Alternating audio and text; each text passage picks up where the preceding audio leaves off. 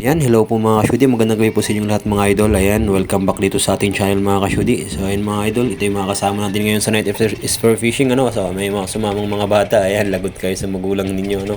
So ayan po mga bata, hindi namin pinilit yan, talagang kusa silang sumama. So ayan nga mga idol, yung mga kasama po natin ngayong gabi. Ayan, samahan nyo po muli kami sa aming adventure mga kasyudi. So, mula po dito, papunta po sa spot na pupuntahan po namin ay mga 30 minutes. So, ayan nga po, nagpe-prepare na po kami rito mga idol. Nakarating na kami sa aming spot, So, ayan nga mga kasyudi. Maya-maya lang po ng konti, sisisid na po tayo mga kasyudi. Ayan, samahan niyo po muli kami sa aming adventure po ngayong gabi. So, ayan, si Sir Rick, nagpe-prepare na. At ayan ako, lulubog na. Tara, samahan niyo kami. Let's go!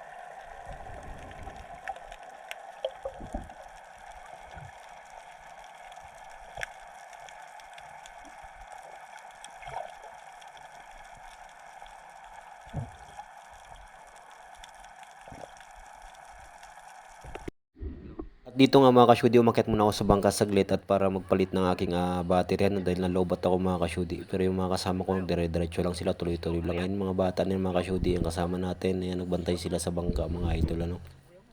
So ayun nga mga ka-shudi, pinalitan ko na aking battery ng flashlight tsaka yung battery ng aking pang underwater na camera. So ayun nga mga idol, sisid ulit tayo mga ka-shudi. Tara tara tara.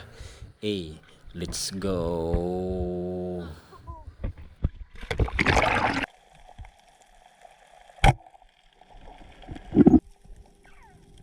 Bilang, antayin ko na lang kayo. Antayin ko na lang kayo.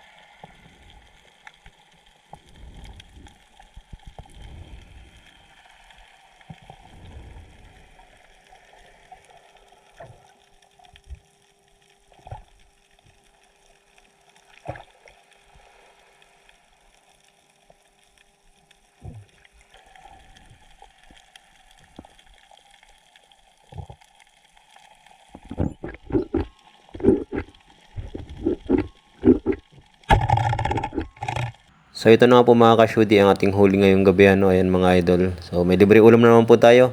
Ayun nga po, salamat sa pagsama po ninyo mga idol. Huwag natin kalimutan mag-follow, like, and share po para makatulong tayo sa mga bata. Malalaki na po sila. Bye-bye. I love you all guys. Kita-kits po sa next vlog.